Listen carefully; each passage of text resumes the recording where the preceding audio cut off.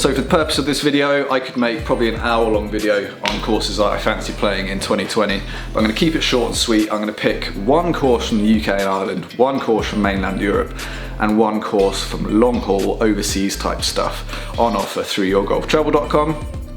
And just before we get stuck into that list of 3 courses, I'm going to take a little look back at last year and see how I got on with my 2019 bucket list, which I laid out at the end of 2018. But my number one for UK bucket list destination is St Andrews.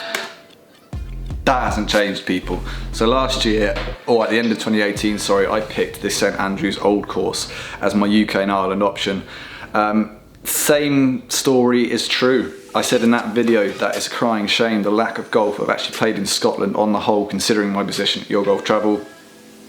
Again, I just need to play more golf up there, and where better to start than at the home of golf and the Old course. Obviously, I'm aware throughout Scotland there are golf courses which arguably might be better than the Old course of St Andrews, but for the sake of teeing off in front of the R&A clubhouse, being able to pop in, have a pint in the Jigger Inn, all the history that surrounds that place, obviously that bucket list photo on the Swilcan Bridge, the Old course is definitely my number one choice for the next golf course that I'd really love to play in Scotland if I had my pick of the bunch. And yeah, so that remains on the bucket list. So same as last time out, I'm going to pick the Old course from St Andrews as my UK and Ireland bucket list course for 2020.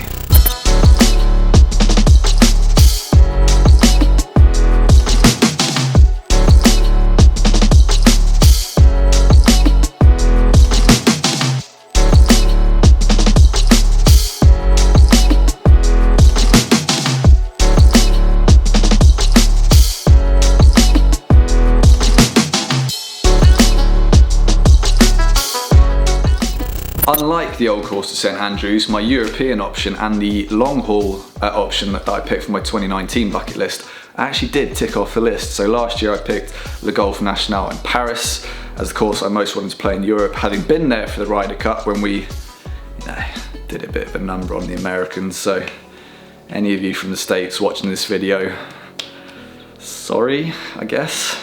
But anyway, yeah, managed to play Le Golf National around March/early April time, and it was absolutely fantastic. Obviously special memories from having been there for the Ryder Cup, as I said, where I based myself on that massive grandstand on the first tee. Rory! Rory! Rory! As well as being right beside the 16th green when Mickelson's splash ball confirmed the Europeans had won.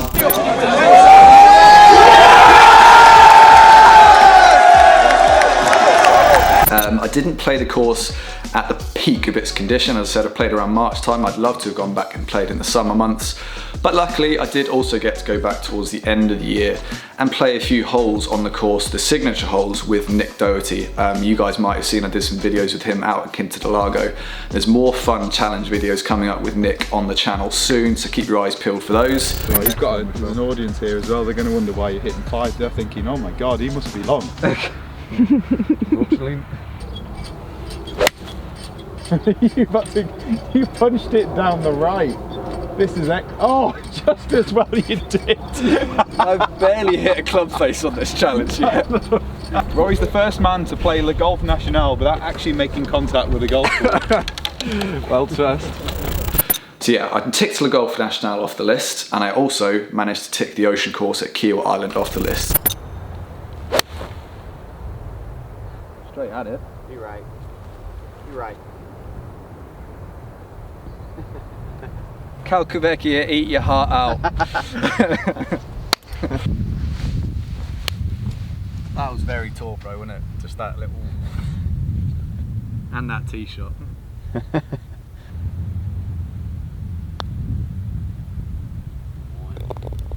Stop it. Calcavecchia, eat your bloody heart out, mate. That's how you do it, Mark. Come on.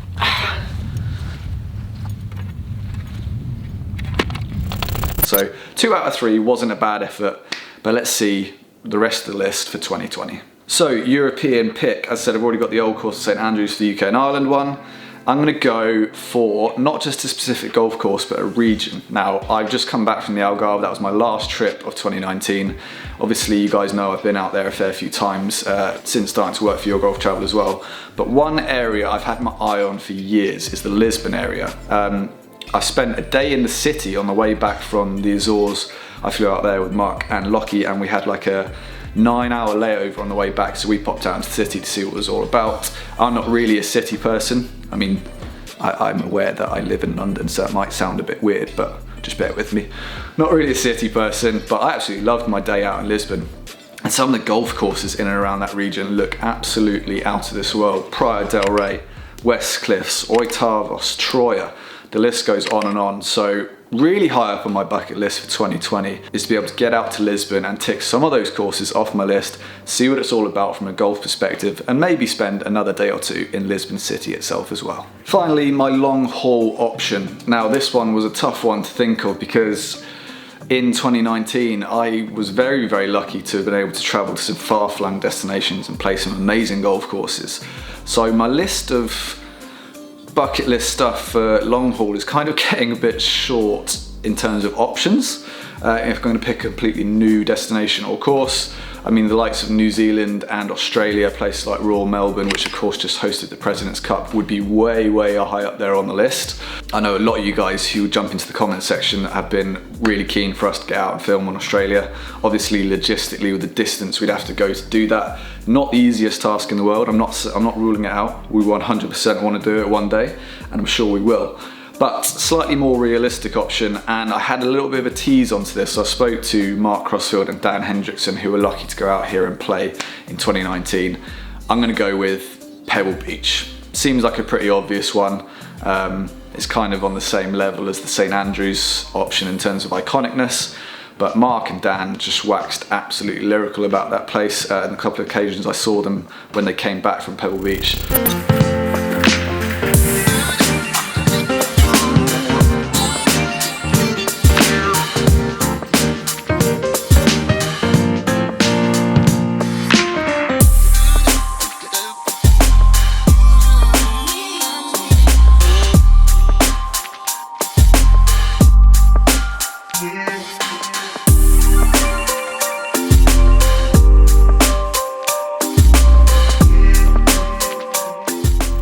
There's not much else to say really. I mean, one of the most famous courses in the world, site of where Tiger smashed everyone by 15 shots at the 2000 US Open.